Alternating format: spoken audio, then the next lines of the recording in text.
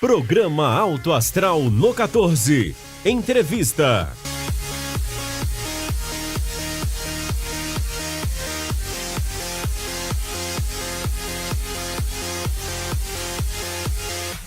Olá, sejam bem-vindos a mais uma edição do programa Alto Astral no 14. Como sempre, semana após semana, a gente traz temas aqui de interesse da sociedade anapolina. Afinal de contas, essa é a missão do nosso canal comunitário, canal 14 da NET Anápolis. Como sempre, eu passo a bola para o nosso parceiro, Joseval dos Reis Brito, vai apresentar o nosso convidado de hoje. Joseval, por favor.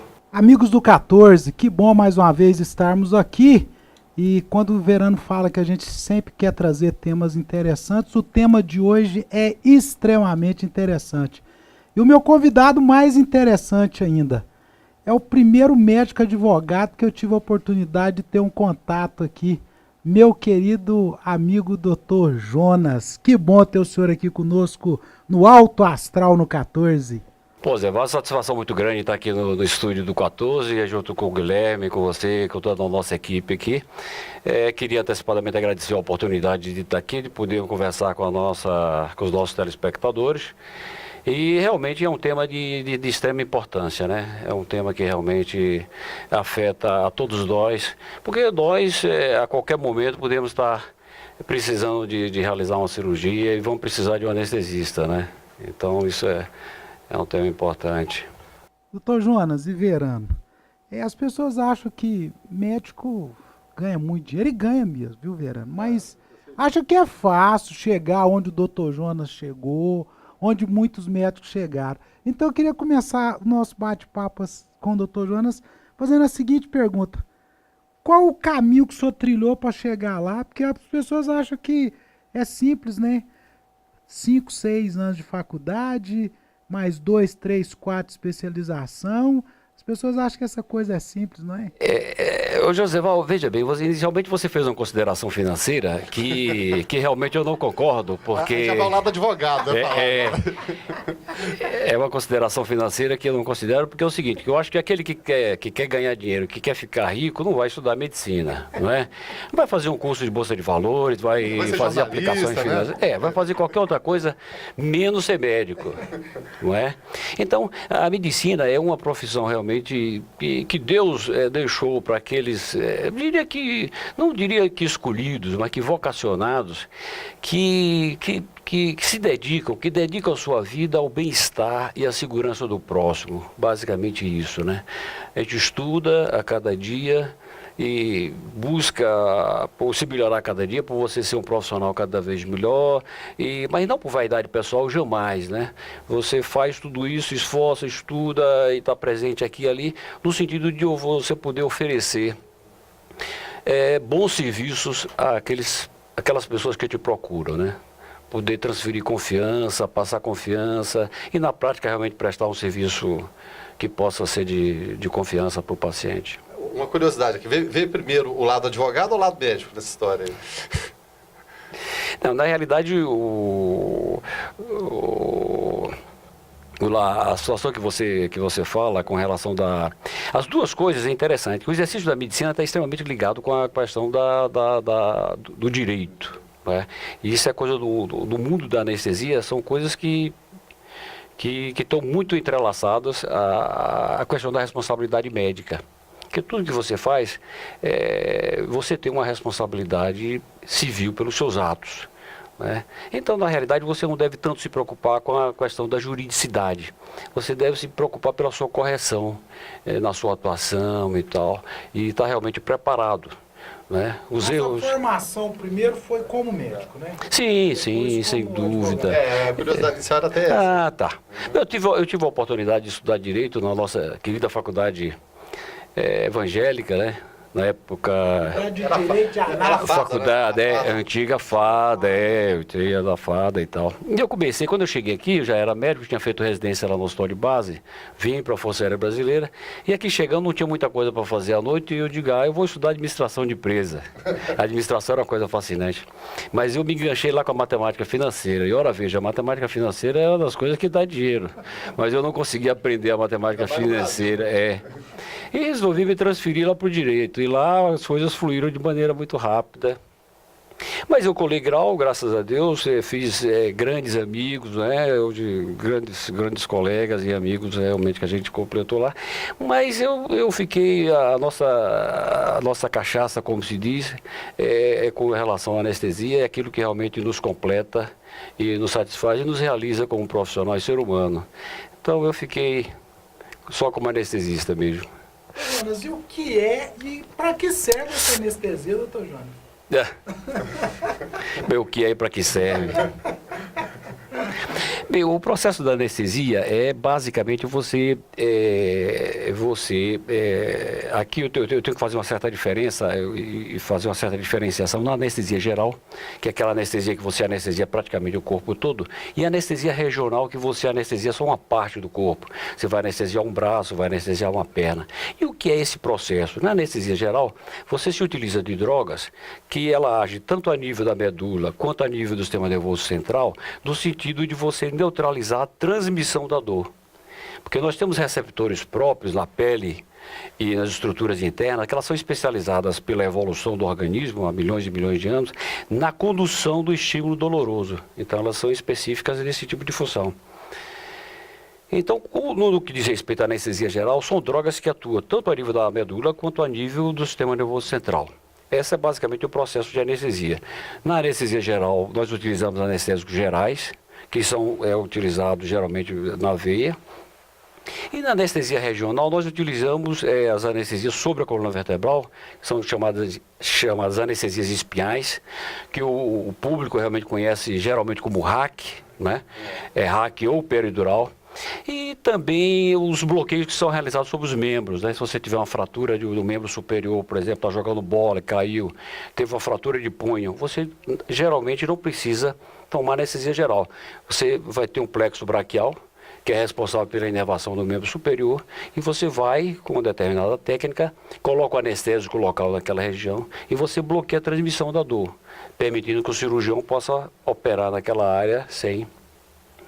Então, para que serve a anestesia? A anestesia sempre entra quando você tem uma demanda, digamos assim, uma demanda analgésica. Quando o cirurgião precisa atuar, que vai ser um procedimento doloroso e você precisa proteger o seu paciente. Essa é a função principal da anestesia, é de proteção. Eu costumo dizer que o anestesista é sempre o advogado de defesa do paciente, né? Não diria nem que é o promotor, mas é necessariamente um advogado de defesa. Porque o cirurgião é mais um elemento agressivo, né? Ele vem com bisturi, vem com martelo, o ortopedista. Exatamente. E o nosso mistério é mineralizar o paciente, é proteger ele dessa agressão necessária, mas para que ele possa passar por essa fase sem sofrimentos. Porque o que a gente vê também, e seria até a próxima pergunta, né? Para quais casos seria indicada a anestesia? Porque tem muito valentão que chega, não, comigo não precisa de anestesia, não pode ir aí, né? Acontece isso muito no dia a dia também, e chega a determinado momento, a coisa não dá de fato. A pessoa fica com medo de tomar aquela anestesia, não, pode ir que eu vou tranquilo. Acontece. Eu queria fazer só com relação a isso, uma consideração preliminar com relação à natureza da dor. A dor tem um aspecto muito psicológico, né? Então tem pessoas mais sensíveis, outras menos sensíveis. O senhor já viu o caso assim da pessoa realmente surpreendê-lo em relação a dar conta de segurar de fato aquela barra ali? O senhor pensa, não vai dar conta e de fato ele dá conta? Não, para cirurgias realmente, cirurgia, não existem esses valentões, né? Para pequenos procedimentos... Procedimentos menores. Procedimentos menores, tem pessoas que têm um limiar da dor extremamente elevado, que são pessoas que toleram determinado estímulo. Por exemplo, queimadura, por exemplo. Tem algumas pessoas que eu tive a experiência de trabalhar, foi um tempo feliz no hospital de queimaduras, e algumas pessoas chegavam e dispensavam anestesia. Falaram, doutor, eu prefiro não tomar anestesia. Então você fazia aquele debridamento, aqueles procedimentos, às vezes sem anestesia a pedido do paciente. Agora, cirurgia não tem como, né? Aí você tem que fazer anestesia, mesmo os valentões. Você quer que volte nos filmes do Velho Oeste, colocava um pedaço de madeira na boca, dava um uísque, né? Um uísque americano lá. Aí vamos lá, né? Isso é. A anestesia já foi terrível, né? A anestesia passou por um período de extrema dificuldade e de extremo sofrimento, onde a habilidade do cirurgião, na velocidade do cirurgião, era fundamental, porque você não tinha meios eficazes de você controlar a dor. Mesmo os campos de batalha, na Primeira e Segunda Guerra Mundial, é uma coisa terrível. Né? Exatamente. A Segunda Guerra Mundial, devido àquelas experiências todas que aconteceram e tal, que foi o século da grande evolução da... Mas o momento marcante, já que você tocou nesse assunto, aconteceu no século passado, século XIX, entre 1842 e 1846, nos Estados Unidos. Em 42... teve um médico no interior, lá no estado da Geórgia. Em 1846, falava com o José Val aqui, que eu tive a felicidade de conhecer Harvard e fui conhecer o Massachusetts General Hospital, lá em Boston, onde tem uma grande sala, tem uma grande foto, uma grande pintura na parede, expressando o primeiro ato cirúrgico realizado sob anestesia com éter. Então, a partir de 1846, a história da dor na anestesia praticamente mudou através do aparecimento do éter, né? Da utilização do éter Então, antes de 1846, era a época do sofrimento, foi a época do sofrimento. Falei, a madeira na boca, eu gosto se utilizava de vários métodos para controle da dor, né? Usava, naquela época, a semente da papoula, né? Que você extrai o ópio, alucinógenos de um modo geral, vários tipos de bebidas, o próprio álcool se utilizava, enfim, uma série que tinha disponível para amenizar a dor se usava. E quais são os tipos de anestésicos usados hoje?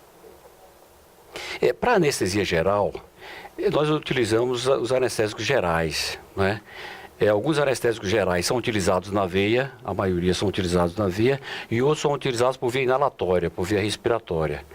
Aí você caminha para a realização da anestesia geral. E nas anestesias regionais, que eu acabei de falar para vocês, existem os anestésicos locais, né?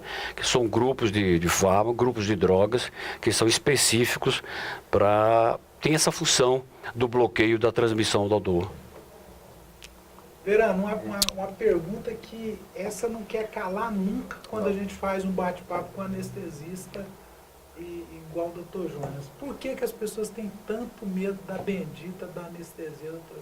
Jonas? Pois é. Essa questão, quando você me falou a respeito do programa, e estava essa agenda já pré-combinada, eu fiquei realmente pensando e refletindo. A gente sempre reflete sobre essas coisas, né? Por que as pessoas sentem dor tem um certo, não diria que certo, mas muito respeito ainda, muito receio com relação à questão da anestesia. Zé Val, é uma coisa histórica, vem muito do desconhecimento. Antigamente a pessoa, em muitos casos, até hoje a mídia constata, pessoas, por exemplo, que dormem e que não acordam, né? Raros os casos que hoje já não acontece, pessoas que submetidas à anestesia geral, que acordam durante a anestesia. Algumas pessoas que referem dor durante a anestesia, mas em essência é o eterno e generalizado medo da morte que está realmente associado com o fenômeno da anestesia.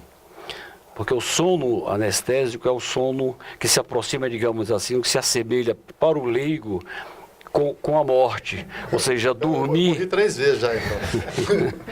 É como se dormir fosse não mais acordar. Mas é uma realidade advinda realmente do desconhecimento. Então, hoje, uma coisa fundamental nesse processo é a questão da relação do paciente com o anestesista. Eu acho que nós não atingimos ainda esse estágio, mas é necessário e fundamental que a gente possa avançar no sentido, por exemplo, do paciente ter acesso ao anestesiologista antes do ato cirúrgico. Isso é uma coisa que a gente vai abordar daqui uns minutos à frente, né? Mas é uma relação fundamental. E quando você cria uma relação de confiança, por exemplo, entre o anestesista e o paciente, esse medo tende praticamente a desaparecer. E quando a gente estava refletindo um pouco sobre essa questão, quando a gente entra no avião, por exemplo, a gente geralmente entra com certo receio, alguns com muito receio, outros com pouco receio. Todo mundo despista, na verdade, né? É verdade. Variados graus de receio. Mas é verdade. Mas quando você entra, a primeira coisa que você pensa em Deus, né? Pô, Pai, nos proteja esse voo, que possa nos levar com confiança, com garantia, etc. A segunda coisa, imediatamente, que você pensa é o seguinte, olha, esses caras que estão no comando, que estão aqui dentro desse avião, são pilotos treinados. São pilotos experientes. Então, isso é uma coisa que, se você parar e pensar, vai te dar tranquilidade. Assim mesmo é o paciente. Então, se ele for operar, mas conhecer o anestesista, e disse, olha, doutor fulano de tal, conheci, conversei, ele me explicou, agora eu estou confiante. Você entendeu? O psicológico se torna muito importante. É fundamental. Mas isso a gente aborda um pouco mais à frente, porque aí eu tenho muito interesse de ressaltar esse tema.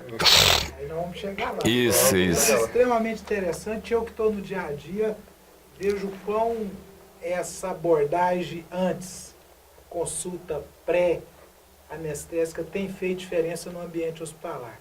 Nós vamos chegar nisso lá daqui um pouquinho. Mas eu queria que você falasse, mas realmente existe, tudo tem risco.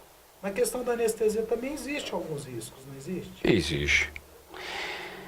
A questão dos riscos, Joséval, ela está também fruto dessa breve reflexão sintética que você tem que fazer para que as coisas possam... ela reside basicamente em dois polos. Um polo é o paciente que vai ser operado. Né? No que diz respeito ao paciente, qual é o paciente que vai ser operado? É uma criança recém-nascido, é um lactente, é um jovem como você, não é? É um senhor de 90, 100 anos que vai ser operado? Ou seja, o paciente que vai ser operado tem problema cardíaco, toma remédio para é hipertenso, toma medicação, não toma hipertensão, tem problema pulmonar, que nós chamamos de comorbidades. Ou seja, doenças associadas àquela doença que vai ser abordada. Digamos, o indivíduo vai operar de hérnia, mas tem todo esse cortejo de outras doenças. Ele vai operar de hérnia, mas tem pressão alta, tem um problema pulmonar, é grande fumante. Então, esse é um grande pilar da questão do risco que você aborda. Ou seja, o paciente. A outra coisa é o tipo de cirurgia que você vai fazer no paciente. Ou seja, é uma cirurgia pequena, ou seja, é uma hérnia-rafia, uma cirurgia de hérnia, você vai fazer uma cirurgia cardíaca, né? Você vai fazer uma ressecção do pulmão, por exemplo. Então, o risco depende muito, basicamente, do paciente e da gravidade do ato cirúrgico, né? Digamos assim, da grandeza e da agressividade do ato cirúrgico. O risco reside basicamente nesses dois pilares. Agora há pouco o senhor falou que às vezes a pessoa acorda no meio da cirurgia, da anestesia. Isso acontece? É mito ou verdade? Vamos lá, mito ou verdade? Já aconteceu com o senhor, por exemplo? Não, eu realmente não me lembro de ter tido algum relato desse sentido. Há pouco tempo me falha a memória aqui, mas teve um filme que rodou por aí, deve estar por essas redes todas aí, um filme que muita gente assistiu, do relato de uma moça que durante o ato cirúrgico ela veio acordar. Isso não chega a ser mito, é uma realidade, né? Mas que fatos como esse, a possibilidade disso acontecer é extremamente pequena. Não só pela vigilância do anestesista, Joséval, mas como desenvolvimento de métodos de monitorização da função cerebral. Hoje existe o BIS, que é um aparelhozinho que transforma em números a sua atividade cerebral durante a anestesia. Então ele te indica como é que está a atividade cerebral. Se você está perto do despertar ou se você está dormindo muito profundamente. Tá? Então isso é um instrumento de trabalho que sinaliza o anestesista a controlar o seu voo ali, a controlar a coisa do paciente. Então, a possibilidade disso ocorrer hoje é extremamente raro, né? Porque eles têm cada vez mais desenvolvido mecanismos e instrumentos de acompanhamento da função cerebral. Então, isso tem sido extremamente raro acontecer, mas já aconteceu, sim. Posso dar um exemplo pessoal aqui? Como eu falei, eu já tomei 3 anestesias gerais, né? Cirurgia de braço quebrado, hérnia, a outra nem me lembro aqui qual, né? Na verdade. Não, foi uma litotripsia também, né? Em nenhuma dessas eu me lembrei de ter sonhado nada, simplesmente apaguei, acordei depois. Mas esse aparelho que o senhor falou que mede, né, vamos colocar assim, na linguagem mais popular, as alterações cerebrais, pode indicar que a pessoa está sonhando, está tendo algum sentimento diferente ali enquanto está dormindo, ou está anestesiado, por exemplo. A pessoa pode sonhar durante a anestesia ou não é normal? A pessoa simplesmente apaga e pronto? Não é normal o relato de sonhos durante a anestesia, não. Não. Por isso que eu não sonhei, viu, João? Não é. Eu não me lembro de ter sonhado de nada. Né? Jonas, o senhor fez uma comparação muito interessante aí com o voo, né? Achei... E dentro dessa linha aí, é muito importante a gente colocar isso para os amigos do 14, até para dar mais uma segurança na questão dos procedimentos. Da mesma forma que existe um checklist ali de um voo, existe um checklist da cirurgia segura também. Existe, com certeza, dentro desse checklist, passa na questão da anestesia. E isso tudo acho que a gente tem que falar para desmistificar um pouquinho essa questão do medo. Isso. Isso que o senhor falou da conversa do paciente antes com o anestesista é importante, mas eu queria que o senhor falasse um pouquinho de como a gente evoluiu com a tecnologia, quando o senhor fala que tem um aparelho que monitora assim, assado, os próprios equipamentos que tem dentro do centro cirúrgico e os cuidados que vocês, profissionais médicos, a equipe de enfermagem, de uma maneira geral, tem dentro de uma sala de um centro cirúrgico. Eu acho que isso ajuda também o paciente a entender que ele está indo ali, como a gente está indo para qualquer atividade que tem risco, mas que também tem muita segurança nesse ato de anestesiar e nesse ato de se passar por um procedimento cirúrgico dentro de uma instituição hospitalar. Na verdade, várias pessoas o assistindo, né? Uma dando suporte à outra, né? na atividade. Né? Isso. Na realidade é o seguinte, José Paulo, o erro humano é uma coisa universal. Né? Em todas as profissões, o erro humano acontece. Quer seja ele, quaisquer que sejam as profissões. Com relação especificamente à questão da monitorização e desse controle da segurança do ato médico, isso geralmente é desenvolvido lá fora, né? E nós importamos isso. Os americanos começaram a estudar bastante isso, porque é uma judicialização muito grande com relação aos casos de erro médico e tal. E o que houve? Houve uma evolução muito grande, e é uma evolução que não tem fim. É um caminho sem volta, quer dizer, é uma coisa crescente.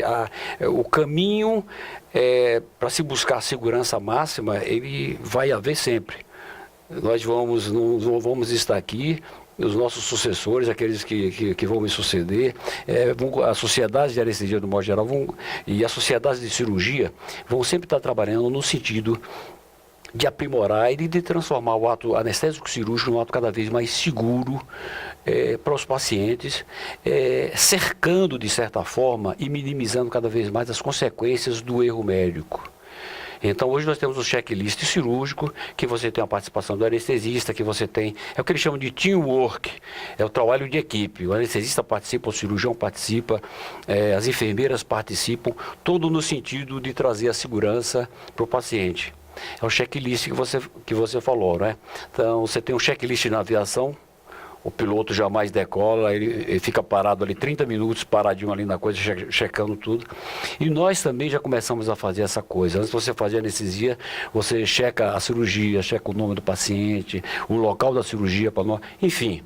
Existe já os equipamentos, todos são submetidos a um checklist. Então existe um esforço muito grande nesse sentido, que possa realmente produzir mais segurança e mais conforto para o paciente. E até em relação a isso, porque é todo procedimento estudado, né? O paciente agenda, tudo funciona. E na emergência, no caso de emergência, teve um acidente, a pessoa está dirigindo embriagada, por exemplo, está com a barriga cheia e para aquele procedimento tem que ou opera ou morre. Aí como é que fica esse checklist? Existe uma maneira de apressá-lo? Como é que funciona a situação de emergência no hospital em relação ao paciente alcoolizado e de barriga cheia? Porque a gente sabe que o jejum é a norma para anestesia. E nesse caso de emergência, por exemplo? É interessante. Quando eu andei pensando um pouco nessa sua pergunta aí, Guilherme, tirou praticamente duas situações assim. A situação primeira é dos primeiros socorros, dos primeiros atendimentos na via pública, né? É o motociclista, digamos aqui, que saiu do churrasco, está com o estômago cheio e fez uma colisão com outro, e caiu, foi lá atendido. Mas podemos focar o nosso atendimento com relação ao atendimento hospitalar, por exemplo. Com relação ao atendimento primeiro da rua, algumas coisas são necessárias serem ditas aqui. Por exemplo, o paciente que, tanto no motocicleta, que os motociclistas são as vítimas maiores, mas mesmo em carro fechado, a primeira abordagem do leigo, antes do resgate chegar, ou do SAMU chegar, o leigo chegar e averiguar o estado de consciência da vítima. Ele está consciente ou ele está inconsciente? Se estiver consciente, tranquilo, ele não vai vomitar, mesmo estando alcoolizado, e não vai ter repercussão, não vai ter problema nenhum. Se ele estiver inconsciente, alguns cuidados são importantes. Por exemplo, o motociclista, por exemplo, isso a população já conhece, quando ele cai, que é jogado ao chão, ele deve ficar imóvel até que chegue o resgate, chegue o SAMU, porque ele pode ter sérios riscos, né, de mobilização e ter lesões da coluna vertebral, nos seus diversos trechos. Né? Isso são cuidados básicos. Outro cuidado básico é o cuidado com a respiração, né? Saber se o paciente está respirando, se não está respirando, etc. Esse paciente, ele vai ser resgatado e vai ser levado à unidade, ao hospital, no qual vai oferecer o tratamento definitivo para ele. Ele está com o estômago cheio, não está em jejum, porque estava no churrasco, né? Tomou 20 latas de cerveja, comeu bastante carne e tal. Estava assistindo o jogo do Corinthians e tal. E é chegado no hospital. E o primeiro contato é o emergencista, né? Que está lá no pronto-socorro, que vai atendê-lo imediatamente, tomar os primeiros cuidados e vai encaminhar ele, se for o caso cirúrgico, vai encaminhar para o centro cirúrgico. O anestesista, já sabendo do que está acontecendo, vai tomar todos os cuidados para que, em particular, por exemplo, a questão dele não estar em jejum, está com o estômago cheio, que ele não possa vomitar e não possa ter outras complicações. Então, existem técnicas próprias para que a gente possa, digamos assim, controlar essa situação. Porque é uma situação que acontece corriqueiramente, né, no Brasil, né? Sem dúvida, sem dúvida. A gente sempre tinha essa dúvida. Dentro dessa mesma linha aí, Jonas, a gente sabe aí talvez uma coisa que preocupa um pouquinho mais, é quando acontece com o paciente que usou algum tipo de droga, não é? É outra preocupação que vocês também têm que ter. E tem, Pelo que vocês usam aí nos procedimentos de anestesia. Também existem estratégias para tentar se inibir qualquer tipo de reação em relação a isso também, não tem? É isso, Porque o paciente, quando chega, se ele tiver em estado de consciência, você pode perguntar se ele faz uso de algumas drogas e tal, etc. E os pacientes geralmente informam, geralmente com receio. Justo, é verdade. Isso não tem problema nenhum. Se o paciente chega inconsciente e fez uso de determinadas drogas, esses alucinógenos, eles geralmente têm um comportamento farmacológico, digamos assim, mais ou menos semelhantes. E que o anestesista já basicamente conhece, e isso não causa, digamos assim, sérios problemas com relação da condução da anestesia. Isso não traz muitos problemas. Tá, agora uma outra situação também que a gente tem que abordar, porque é o dia a dia. O paciente, às vezes, ele acha, às vezes até pela questão do receio, não, eu não quero a anestesia geral, não. Eu vou pedir para o médico lá fazer uma hack.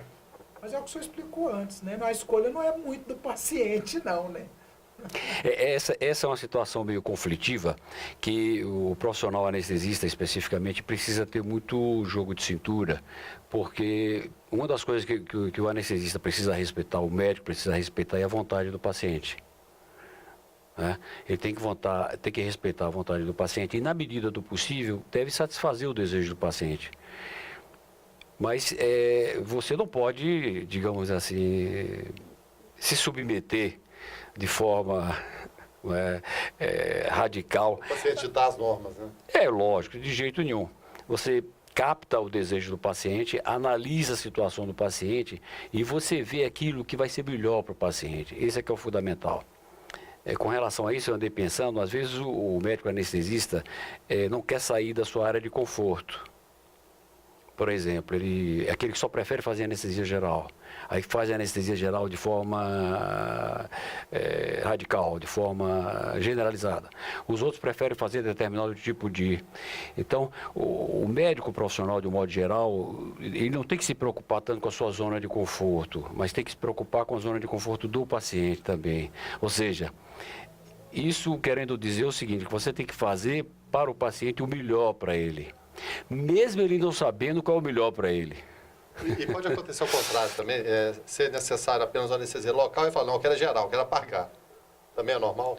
É muitíssimo normal, mas isso aí, quando a gente sabe que o melhor é o procedimento mais resumido, e o paciente está muito relutante, aí você administra alguma substância. Primeiro conversa com o paciente, esclarece ele das vantagens. Só o fato de você conversar e esclarecer para ele, ele aceita você realizar a técnica que é melhor para ele, que você julga que está sendo melhor para ele.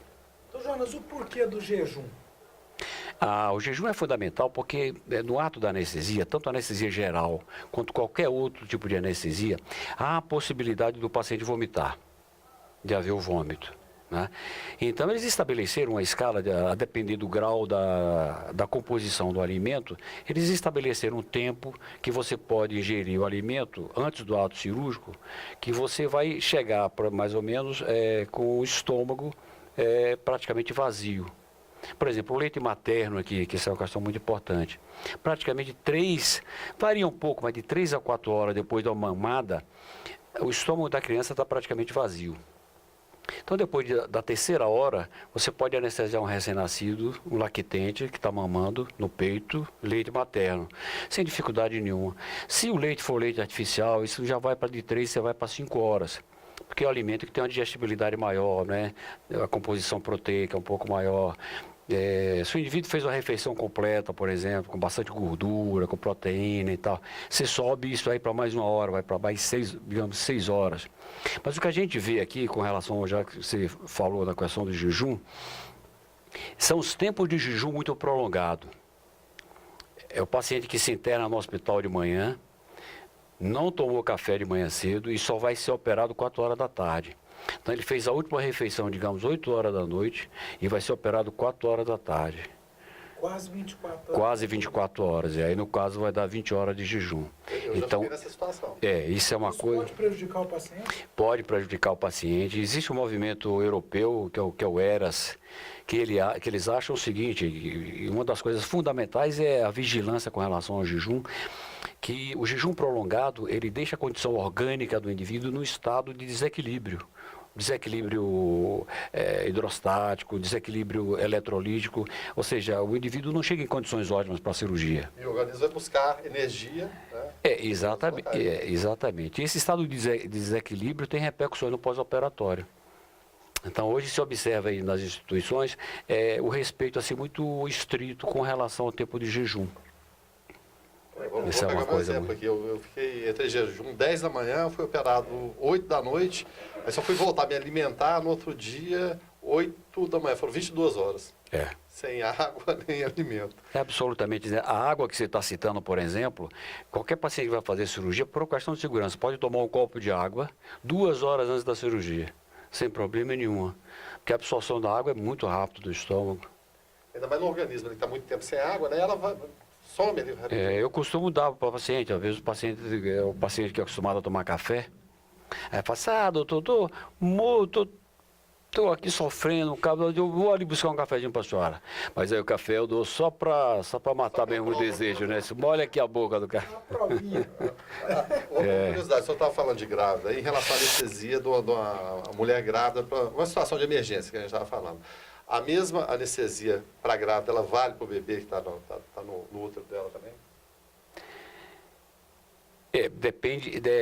Depende da emergência, né? Se for uma emergência obstétrica, ou seja, se for uma emergência que estiver envolvendo a gravidez, você vai usar uma determinada técnica anestésica. Geralmente a gente usa anestesia, que a gente chama de anestesia espinhal, feita nas costas, com resultado muito bom, geralmente. Mas se você tiver uma gestante, por exemplo, uma mulher grávida, que foi vítima de um acidente automobilístico, né? É o caso que eu penso. Exatamente. Aí talvez a melhor opção já não seja, se ela estiver sangrando, por exemplo, chega com sinais de choque, pressão baixa, palidez cutânea e tal, aí talvez a melhor opção vai ser uma anestesia geral. E, no caso, serve para ela e para o bebê da mesma forma. O bebê não vai sentir dor. Não, porque o nível que ele está ali da metamedização vai ser, se for anestesia geral, ele não vai ter problema e vai estar anestesiado também. Porque os anestésicos é o seguinte, o sangue da mãe passa para o feto e vice-versa. Então o anestésico da mãe vai entrar na circulação do feto. Então, teoricamente, ele vai estar anestesiado. E os riscos para ela e para ele são diferenciados ou é um só? Os riscos vai depender de como vai transcorrer, do trauma da situação dela e de como vai transcorrer a cirurgia. Não é caso a caso, né? Sem dúvida. Jonas, então vamos falar um pouquinho aqui do que é a consulta pré-anestésica, a visita pré-anestésica e para que serve essa visita? Veja bem, a visita pré-anestésica, uma das finalidades dela, só me antecipando aqui, você sabe que a visita pré-anestésica hoje, ela é fruto de uma resolução do Conselho Federal de Medicina, né? Ou seja, significa o seguinte, que se você for operado numa situação eletiva, né, você vai fazer uma cirurgia de hérnia daqui a 3, 4 dias, você como usuário do SUS tem direito a uma visita pré-anestésica conforme o Conselho Regional de Medicina, Conselho Federal de Medicina. A sua determinação mesmo. Então. Sim. Isso é uma questão legal, é que o cidadão pode exigir isso aí. Mas essa visita pré-anestésica, José, ela é de extrema importância. Quando eu lhe falei, por exemplo, quando você entra no avião, você pensa em Deus em primeiro lugar, e depois você pensa e fala assim, não, os dois caras que estão sentados lá, o piloto e o copiloto, esses caras têm 20 mil horas de voo. Esse cara faz simulador, faz isso, faz aquilo, os caras estão treinados. Que eles podem cometer erro? Pode. Mas que a possibilidade de erro é muito pequena, porque são o quê? São treinados. Então, essa questão da segurança que você sente quando senta no avião, é a mesma que você precisa, como paciente, ter quando conversa com o anestesista. O anestesista tem que chegar e dizer, José Val, tudo bem, como é que vai e tal. Sentar e conversar com você. Né? Vai conversar, vai bater um papo, saber da sua vida, conhecer um pouco da sua psicologia, da sua alma, conhecer um pouco da doença operatória, da doença que vai ser fruto da sua cirurgia, conhecer você de um modo geral. Né? Vai fazer um exame físico, vai escutar seu coração, vai escutar seu pulmão, vai colocar a mão no seu abdômen, vai fazer um exame físico em você. Depois desse processo de interação, isso basta 1 hora. Depois dessa conversa, dessa interação, você ao final da visita pré-anestésica, você vai estar realmente em condição de segurança para você fazer o ato cirúrgico.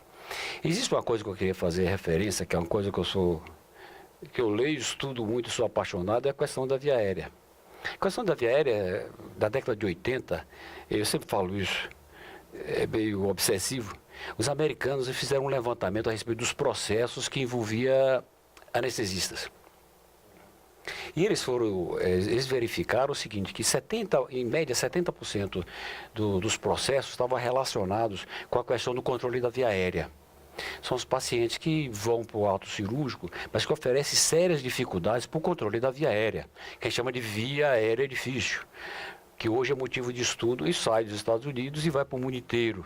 Né? Todas as sociedades hoje estudam muito o controle da via aérea. Eu costumo falar o seguinte, se o paciente fosse visitar o anestesista, só para ele conhecer a via aérea do paciente já seria um grande ganho. Mas não fica só nisso, né? Se cria uma relação anestesista e paciente que traz muita segurança para o paciente e traz muito conforto para você, porque você fica conhecendo o paciente que você vai tratar. Então é uma coisa extremamente positiva para o médico, extremamente positiva para o paciente. E na outra ponta, que de repente teve essa conversa, o paciente, não fui com a cara do Dr. Jonas. Ele pode pedir para trocar o anestesista? Pode. É um direito do paciente, né? Está no Código do Consumidor, está no Código Civil. Por exemplo, eu trabalho com muita frequência na Santa Casa de Misericórdia. Mas se eventualmente o paciente chegar lá e diz, olha, eu tenho um anestesista, quer seja da cidade, quer não seja da cidade, diz, olha, meu parente, é um conhecido, ou seja, um anestesista de confiança do paciente, ele deve ter a liberdade, é direito do paciente. É preciso que seja colocado, né? Porque em alguns ambientes, às vezes, não é muito propício esse tipo de alternativa, mas é o direito do paciente e precisa ser respeitado.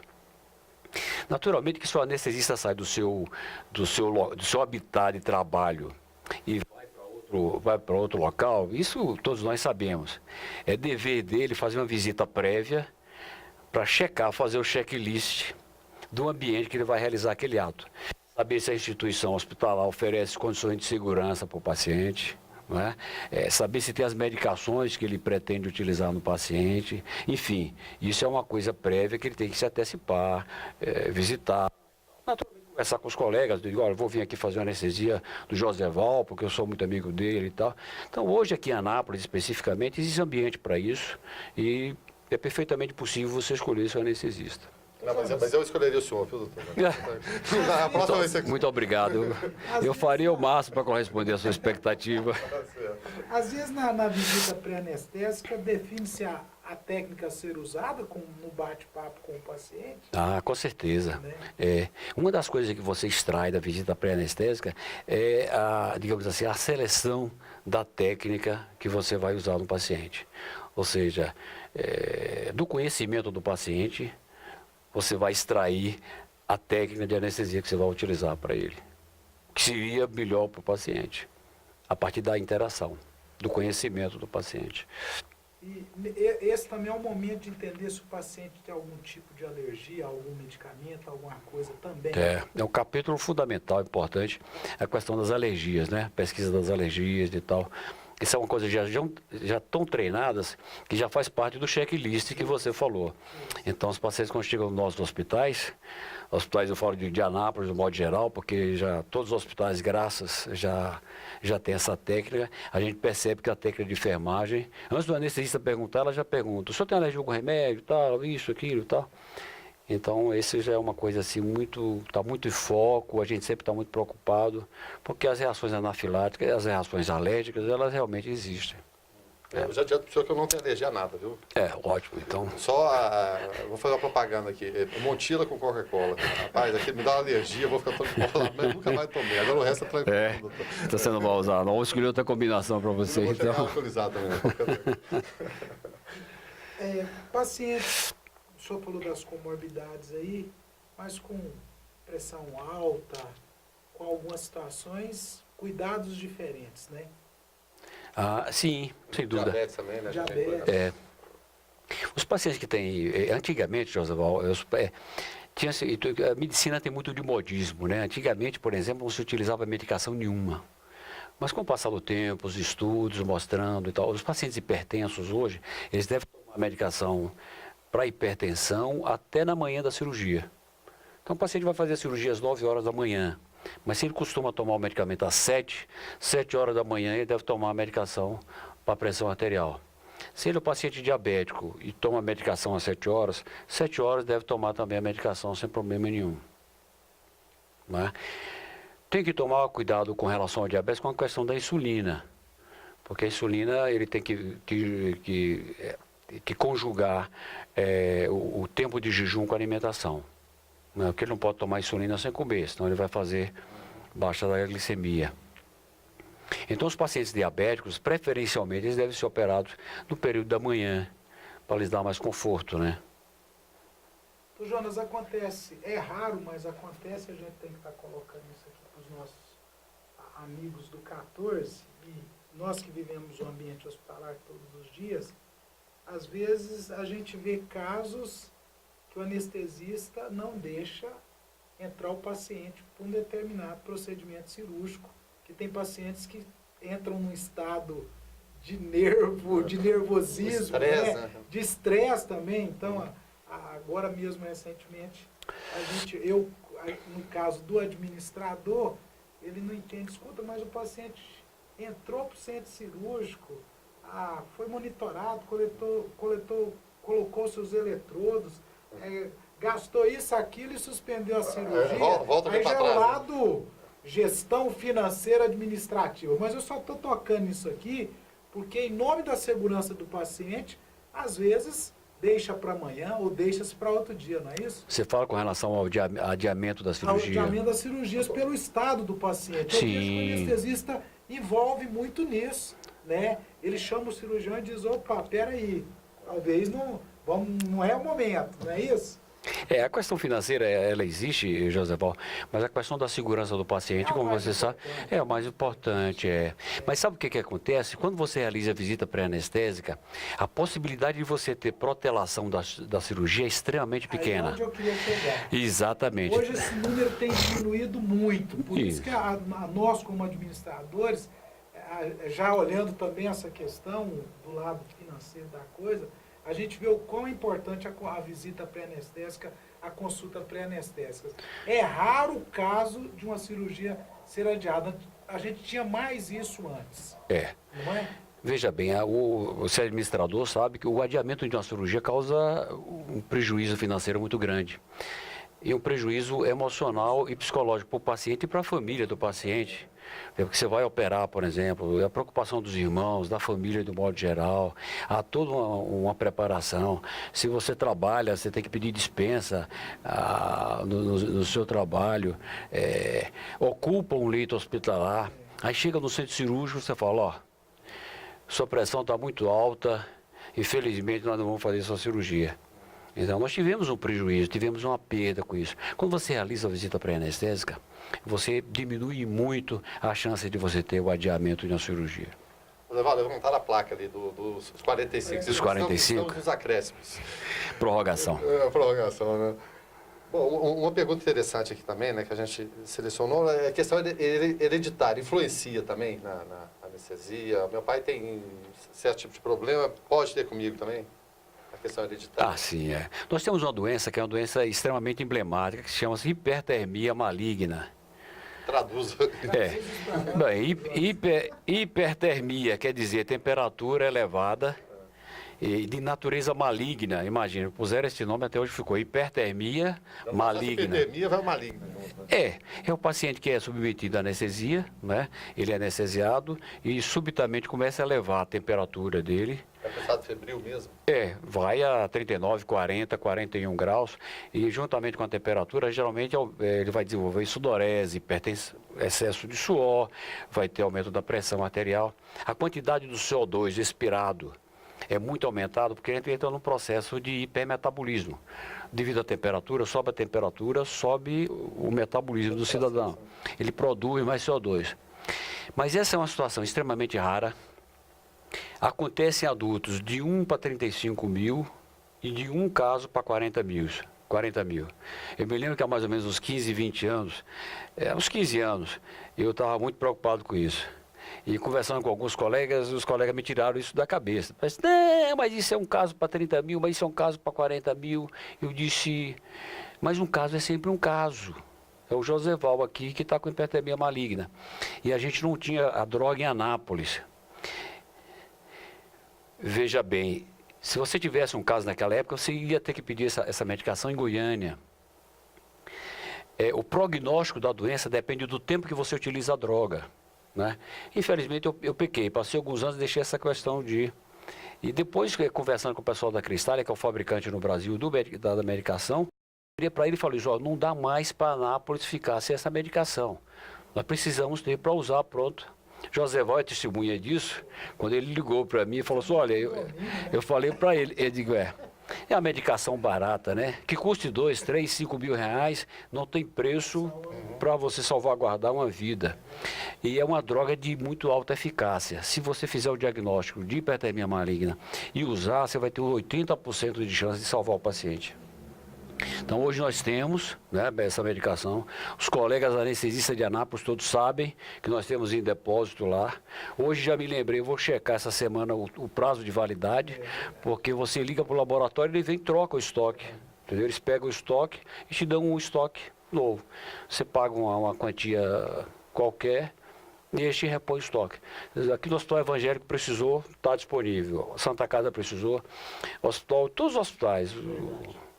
Hospital de urgência. Um bem para a população napolina. Uma coisa muito fútil, muito... Justo. São pequenas coisas que... Tem que ser geridas e trabalhadas. E você deixa de se precaver por coisas... Você tem grandes gastos no hospital, não pode gastar 2 mil reais para comprar um medicamento vital. Então, é inadmissível isso. Eu vou encerrar, velho. Pois não, fique à vontade. Forma. O anestesista está aí nos procedimentos do Sistema Único de Saúde, das mais variadas operadoras de plano de saúde, dos convênios, nos procedimentos particulares. É claro que no particular existe a tabela, nas operadoras de plano e convênio também as tabelas já acordadas com a cooperativa de vocês. E no SUS está tudo certo, doutor Jonas? Vocês estão tudo tranquilo, tabelas ajustadas, recebendo direitinho? População napolina não precisa ficar preocupada que vai deixar de fazer um procedimento pelo SUS porque está tendo algum tipo de desacordo. Recentemente eu ouvi uma entrevista do senhor falando o estado ele remunerava de uma forma, e me parece que agora essa remuneração passou para o município. Está tudo ajeitado em relação a isso? Eu vou ser muito sintético aqui, Joséval, mas sinceramente de coração, aquilo que nos preocupa não é nem tanto aquela situação financeira, apesar de nós sermos trabalhadores e precisarmos do dinheiro, né, para a nossa sobrevivência das nossas famílias. Aquilo que necessariamente nos preocupa é a disposição dos órgãos gestores da saúde, no sentido de se criar uma rede, por exemplo, profissional médico, no caso específico, anestesista, CRM, os hospitais, o apoio fundamental da Secretaria Municipal de Saúde, ou seja, de nos darmos a mão, de fazermos uma equipe de trabalho, uma força-tarefa, no sentido de fornecer e de prestar à nossa população um serviço médico, especificamente de anestesia, muito mais seguro. Então, nós precisamos, por exemplo, que a Secretaria Municipal de Saúde nos procure, que a gente possa nos dar as mãos para realmente construir e avançarmos. Isso é que é fundamental, isso é que vem realmente construir, e isso é que vai realmente a gente deixar, né, para a sociedade e construir coisas que sejam realmente sólidas e úteis para a população. Vou explorar antes das considerações finais o nosso convidado, doutor Jonas, para a gente fazer o sorteio aqui do kit. Sim, vamos lá. Vamos lá? Vamos lá. Doutor, então nos sugira aí um número entre o 1 e... A lista está grande, viu? Meu nome está aí, não? Não, a gente exclui. A gente exclui. Você vai excluir. Igual a doutora Milena, nossa entrevistada, que o nome dela estava aqui. Eu falei, escolha o número menos o da senhora. Era 86. Então, aqui, pode escolher entre o 1 e o 157, por favor. Pronto, 100. 100? Ó, nota 100. Nota 100, vamos. E a gente faz o número redondo. É um kit Geolab, que tem um kit churrasco, né? Tem também boné e uma sacola térmica, além de uma bíblia também e um almoço no restaurante Barriga Cheia. Vamos ver quem que é o centésimo, aqui é o centésimo. Elaine Santos. Elaine Santos. Vai entrar em contato, né? Entra em contato e, é claro, vamos fotografar, vamos mostrar a entrega do brinde. Isso é muito importante, essa parceria, né, das empresas que nos apoiam culturalmente aqui. José Val, então, faça as considerações finais para a gente agradecer os nossos parceiros também. Então, Jonas, muito obrigado, foi muito bom. E é o que a gente sempre diz aqui. Com certeza, o senhor volta aqui no Alto Astral do 14. Eu estou muito feliz e pela oportunidade que você está nos dando de aparecer um pouco, né? Mas essencialmente de passar esses conhecimentos para a nossa população, que realmente é carente de informações. E estamos aí à inteira disposição do nosso canal para que possamos realmente retornar aqui e dar a nossa parcela de contribuição. Nós vamos explorar no próximo programa a questão da área jurídica. Hein? Exatamente. Temos um advogado aqui. Junto com o doutor Cícero. Mas é complicado. Eu que agradeço, José Val, e também Tá bom, Guilherme. o senhor, muito interessante. Acho que pontos assim que... Às vezes o cidadão comum quer fazer as perguntas, a gente transfere essas perguntas aqui, doutor. Muito obrigado. E a gente agradece não só a ele, ao José Val também, aos nossos parceiros, né? Canal 14 NET. Apoio Cultural. São eles a Clínica Radiológica de Anápolis, a CIA, também Arroz e Feijão Imperial, Geolab Genéricos, Instituto Oncohematológico de Anápolis, Hospital Evangélico Goiano, o Plameg, a Uni Evangélica, também Supermercado Atende Mais, Compensados Anápolis, a Clínica Vacine, Barbante JK, também Laboratório Modelo, BRG Geradores, Farmácia Naturalis, Cicobi, também Centro-Norte Goiano, também um parceiro nosso aqui. E você pode curtir, é claro, sempre as entrevistas, quem não pode acompanhar aqui no Canal 14, mas elas são reprisadas várias vezes durante a semana, você pode acompanhar também no nosso canal do YouTube, é o programa Alto Astral no 14. E nas redes sociais você pode curtir e concorrer a brindes como esse de hoje, né? No Facebook, no programa Alto Astral no 14, também José Val Alto Astral, também minha página pessoal, você pode curtir lá também, Guilherme Verano, também no Instagram, Alto Astral Saúde, pode acessar também o site, que é o altoastraltv.com.br. Mais uma vez, muito obrigado pela participação de todos, pela audiência. Até logo mais.